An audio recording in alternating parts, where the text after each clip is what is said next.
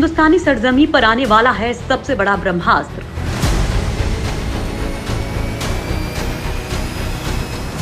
जिसके नाम से ही कांप उठेगी दुश्मनों की रूह।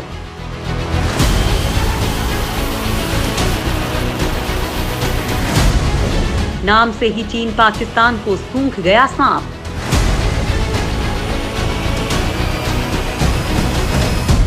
दोस्तों, वो वक्त आ चुका है जब भारत और चीन के बीच तनावपूर्ण स्थिति के बीच सबसे बड़ा ब्रह्मास्त्र हिंदुस्तान की सरजमी पर पहुंचने वाला है। उसके नाम से ही दुश्मन देशों की रूह कांपने लगती है। इस ब्रह्मास्त्र का नाम है राफेल लड़ाकू विमान।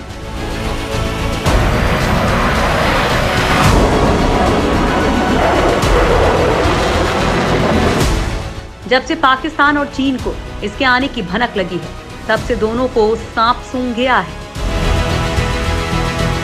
चीन ने तो यहां तक कोशिश कर ली कि अभी इस वक्त राफेल भारत ना आ पाए, लेकिन ऐसा नहीं हुआ। इंडियन एयरफोर्स के मुताबिक राफेल विमान की पहली खेप, जो कि 5 विमानों की होगी, जुलाई के आखिरी दिनों में भारत पहुंच सकती है। 29 जुलाई को इन विमानों को अंबाला एयरफोर्स स्टेशन में रखा जाएगा। इसके बाद आगे तय होगा कि इन विमानों को कहां तैनात करना है। 29 जुलाई को वायुसेना में शामिल किए जाने के बाद राफेल विमान को 20 अगस्त को एक समारोह में वायुसेना में अंतिम रूप से शामिल किया जाएगा। इन राफेल की तैनाती लद्दाख सेक्टर में संभव है।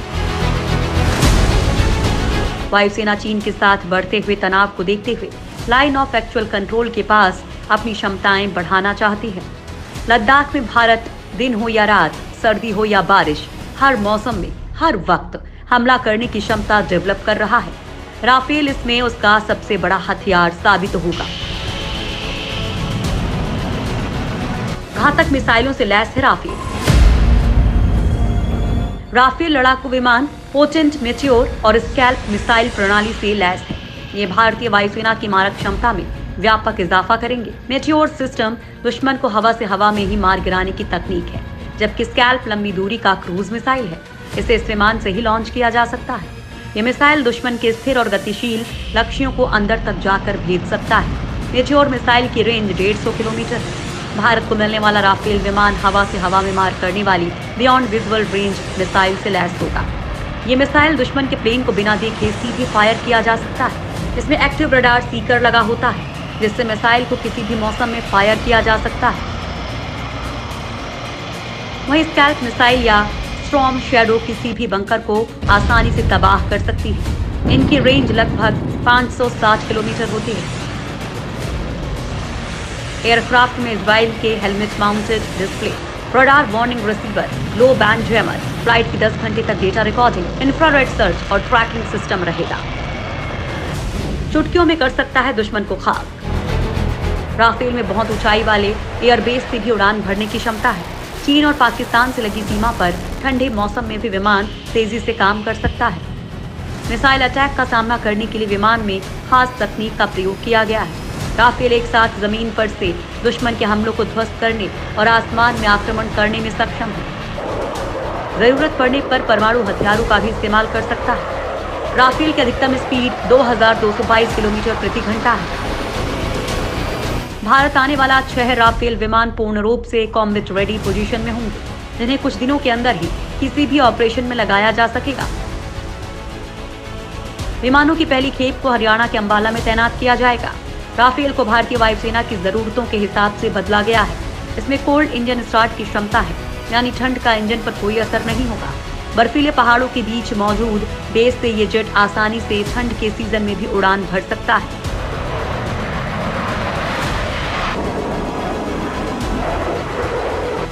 एयरफोर्स अधिकारियों ने ली है गहन ट्रेनिंग। इंडियन एयरफोर्स ने कहा कि भारतीय वायुसेना के ऑफिसर्स ने राफेल की तकनीकी पेचीदगियों को समझने के लिए इसकी व्यापक ट्रेनिंग ली है। एयरफोर्स के अधिकारियों ने इस फाइटर विमान की उच्च मारक क्षमता का गहराई से अध्ययन किया है और अब वे इस पर काम करने के लिए पूरी तरह से तैयार हैं। फाइटर जेट के एयर और ग्राउंड क्रू की ट्रेनिंग पूरी हो चुकी है। फाइटर जेट में लगे वेपन सिस्टम की ट्रेनिंग भी इन्हें दी गई है। ये सभी अब ऑपरेशनल भी हैं। वायुसेना के मुताबिक राफेल के आते ही कोशिश की जाएगी कि विमान को जल्द से जल्द ऑपरेशन लेवल तक ले जाया जाए, यानी कि इस विमान का अलग अलग उद्देश्यों के लिए इस्तेमाल किया जाए। पहले 4 विमान ही आने वाले थे, मगर एयरफोर्स की रिक्वेस्ट पर फ्रांस ने 5 राफेल आखिरी जुलाई तक देने को कहा है। 22 से 24 जुलाई के बीच एयरफोर्स की एक कॉन्फ्रेंस दिल्ली में होनी है। इसमें air chief marshal RKS Bhadauria अपने कमांडर इन चीफ से बातचीत कर राफेल की तैनाती पर फैसला लेंगे। राफेल लड़ाकू विमान में भारत की जरूरतों के मुताबिक कई बदलाव किए गए हैं। इन खासियतों पर एयरफोर्स के ऑफिसर्स को विशेष रूप से ट्रेनिंग दी गई है। उन्हें न सिर्फ इसकी ऑपरेशनल जानकारी दी गई है, बल्कि रख रखाव और मरम्मत के बारे में भी बताया गया है। राफेल के सामने बच्चे हैं चीनी विमान। राफेल और J-20 दोनों ही single seater twin engine aircraft हैं, जहां चीनी J-20 का मेन रोल स्टील फाइटर का है, वहीं राफेल को कई कामों में लगाया जा सकता है। चीन J-20 का यूज दुश्मन पर नजर रखने के लिए करता है। राफेल को निगरानी के अलावा सोर्टीज और अटैक में भी आसानी से यूज किया जा सकता है। राफेल को भारत की जरूरत के हिसाब से मॉडिफाई किया गया है, जो इसे चीनी J-20 से थोड़ी बढ़त देता है। अगले 2 साल में भारत को मिलेंगे 36 राफेल। भारत को फ्रांस से अगले 2 सालों में 2 स्क्वाड्रन में 36 राफेल विमान मिलने हैं। एयरफोर्स सूत्रों के मुताबिक पहला स्क्वाड्रन अंबाला बेस से पश्चिमी कमान के लिए काम करेगा, तो दूसरे स्क्वाड्रन की तैनाती पश्चिम बंगाल के हाशीमारा एयरफोर्स स्टेशन में की जाएगी, ताकि पूर्वी छोर पर चीन की किसी भी खतरे से निपटा जा सके। हाशीमारा और अंबाला में 400 करोड़ रुपए खर्च किए गए हैं, ताकि राफेल के लिए जरूरी इंफ्रास्ट्रक्चर तैयार किया जा सके। 36 में से 30 फाइटर जेट्स होंगे और 6 ट्रेनिंग एयरक्राफ्ट होंगे।